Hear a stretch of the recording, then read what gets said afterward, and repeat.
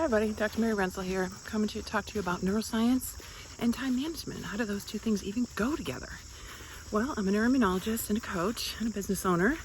I have a business called Brain Fresh and I give retreats to groups. I could share with you time management through neuroscience. And of course we can Zoom it, so you don't have to worry about get all complicated and infections and all those things.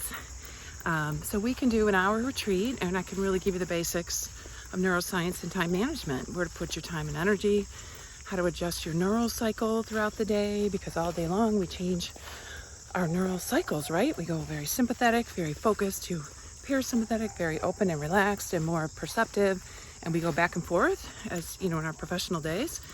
And if we know how to manipulate those cycles, we can enhance our creativity and perception throughout the day. Okay, so there's the adjustment, and then clarity, so we know what our gifts, how to find our unique gifts, and how to stay active in those gifts throughout the day, just to be super efficient. I really love efficiency, one of my favorites. So you want to be neural efficient, right? You want to use your nerves as you are given. The brain has this particular pattern called connectomes, and that is like your special gift, things that are really good, easy for you, that you're really good at, people always ask you to do. So we can talk about that, and then we can talk about launching. So how do you start a new program? How do you manage emotions and thoughts during programs, new programs especially? So entrepreneurs, Silicon Valley entrepreneurs, are good at starting new things, jumping in, and we have to realize that we can't always wait for perfection.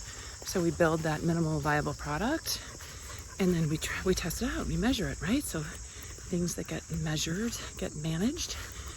So we want to make sure that we're measuring what we're working on and making sure it's working, and then reiterate. Either sometimes we just have to scrap it, start over, or we can change it a bit. So we want to make sure that we acknowledge that neuroscience is there for us. We're always lifelong learners.